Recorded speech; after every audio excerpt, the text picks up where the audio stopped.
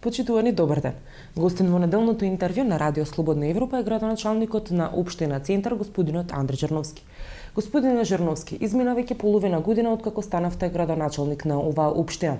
Едно од вашите главни ветувања беше целосна ревизија на документацијата за Скопје 2014.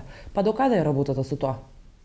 Па тоа што го ветив, го исполнувам. Јас реков дека веднаш ќе влезе екипа да врши ревизија. Првиот дел, да кажам, од ревизијата веќе заврши и сега е оној веројатно најважниот, најбитниот, тоа е финалниот, вториот дел. Треба да биде според планот некаде средина на овој месец, средина на ноември, може да има некое одложување од недела-две, затоа што во исто време во Општинен центар работи и државната ревизија, така да бидејќи се разгледуваат фактички истите предмети, може да дојде до некакво одложување, но во секој случај ќе биде во месец ноември и јавноста ќе биде благовремено известен за тоа кои се финалните наоди на оваа ревизија.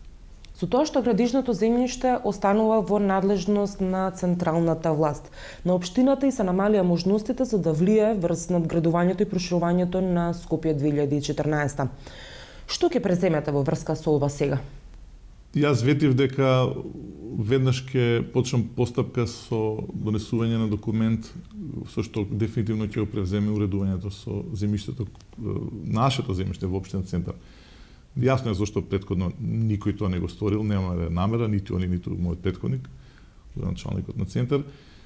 Се било со цел да може владата што сака да прави со Скопје 2014, како што прашавте, и да може кому сака, за колку сака и каде сака да го продаде земјиштето на Општинен центар и тие пари, тие средства додат во државната каса. Ние сакавме тоа да го спречиме, и понатаму ќе го поставуваме тоа на дневен ред, се додека не го добиеме она што го спечаливме на избори, заслужено тоа е мнозинството.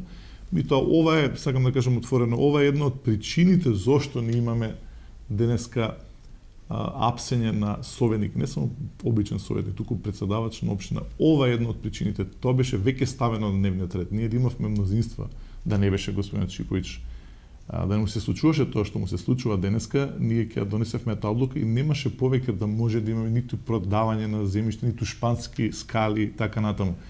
Меѓутоа, затоа некојаш си вела можеби добро што имаме само еден советник разлика мнозинство, бидејќи ако имавме три ќе беа уапсени. Само за да немаме мнозинство во Општинен центар. Тоа се едно од неколкуте битни причини помеѓу другото и дуповите зошто ова го прави централната власт, но мене ниту советниците тоа нема да не поголева. Последните блокади во Советот на општината беа баш токму околу функцијата на господинот Шиповиќ. Какви се вашите очекувања во врска со овој случај, имајќи в предвид досегашната судска практика? Нема дилеми дека има политика многу повеќе од колку третирање на случувањето во машинопромет. Јас не знам што се случува таму, ниту е моја работа, ниту било кој од Општинен центар, ниту СДСМ нема намера да влие во тој процес од судски аспект. Меѓутоа, пак велам, акцијата е наречена председавач, со тоа многу јасно, дури не се ни крие да се објасни која е крајната цел на оваа акција. Значи, штом се работи за председавач, значи не се гледа оној претходен дел од машинопромет, туку политичката кариера на господин Шиповиќ, односно се блокира работата на Советот, тој со тоа и работата на Општина центар. Мислам дека она што го има и како притисок од опозицијата, многу побитно притисок од јавноста и од меѓународната заедница, се надевам, по-прецизно да кажем, ќе води со плод за да може господин Шиповиќ да се брани од слобода, бидејќи тој ги исполнува сите услови тој да го направи, не да биде во притвор, иако му е веќе одедена мерката притвор.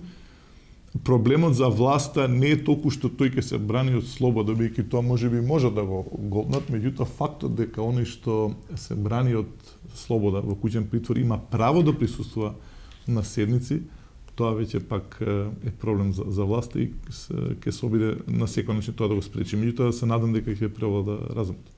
Но имајќи в предвид судската практика за изрекување на мерката притвор и очекувањата за тоа колку ќе трае таа мерка притвор, што ќе значи сето тоа за работата на Советот на општината?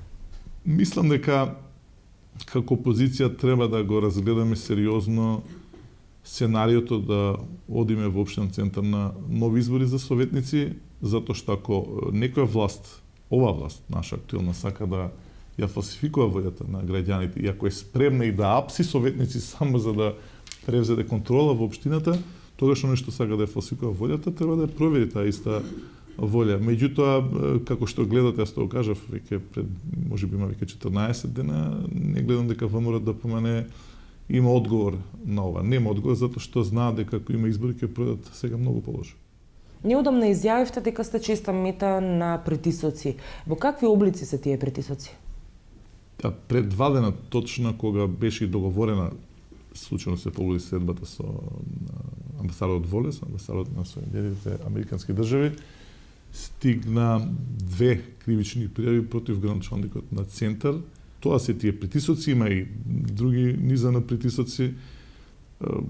Продолжуваат инспекциите, меѓутоа пак велам, се навикнав на тоа и не може тоа да ме оттрне, ниту мене, ниту советниците од курсот кој што го зафативме. Ние добивме доверба, не во еден, не во два, во 3 круга. Луѓе одат да гласат, секогаш во тие 3 круга, јасно изразувајќи, дури се повеќе изразувајќи својата решителност да после 13 години се прекине со практикување на ваква политика и вакви проекти во општин центар и јас немам никакво право да го променам тоа. Како политичар кој што е добро запознаен со случувањата во земјава, верувам дека очекувавте дека ќе се сретнете со ваков вид на притисоци. Но никако оставате впечаток дека немате против одговор на сето ова, барем не институционален против одговор. Кој е вашиот Б-план? Значи, спречени се новите детални урбанистички планови и нема да има детален урбанистички план кој што ќе оди на штета на граѓаните. Да кажеме, нема да има дополнителен детален урбанистички план кој што ќе има надградби и доградби на водно или кој што ќе подигне градежната линија на водно. Нема да има нови објекти од Скопје 2014, нема да има нови објекти кои што ќе пречат, кои што ќе го узурпират слободниот простор во општина Центар. За жал тоа што е предвидено во деталните урбанистички планови кои што претходната гарнитура ги усвоила, ние тука не можеме ништо да направиме до оној момент додека не паднат, пак ќе кажам, деталните урбанистички планови. До тогаш јас сум должен да го почитам законот, затоа што неколку пати веднаш се случи да се пуштат тука инспекции така натаму. Неколку пати бев казнати со сериозни суми на средства кои што граѓаните мислат дека во најголема мера или исклучиво ги плаќа општината од сопствениот буџет. Не, тоа се казни кои што се наменети за оној кој што раководи со општината во овој случај. Тоа сум јас и кои што мора да се платат од сопствен џеп. Долго време ја обвинувавте владата за популизам, но има забелешки дека и вие тргнавте по тој пат. Трошите пари на реклами во пријателски медиуми, објавивте отчет за секои 100 метри асфалтирана улица. Неопходно ли е сето тоа? Јас морам да правам отчет од 2 причини. Првата е затоа што го ветив тоа и затоа што транспарентноста мора да се врати во работењето во општинен центар. И втора многу битна причина зашто одам со отчет во моето работење, затоа што јас немам медиуми каде што можам да ги представам моите проекти. Напротив, можам да ви кажам низа на примери, помеѓу другото нова спортска сала отваравме во основното училиште Гоце Делчев.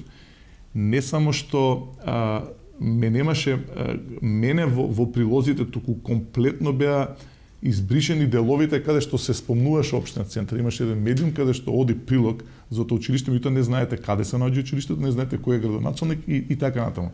Цинично е оваа власт да ме обвинува мене за рекламирање. Тоа е, не знам, ја првиот пат кога слушнав мислам дека се работи за некоја шега.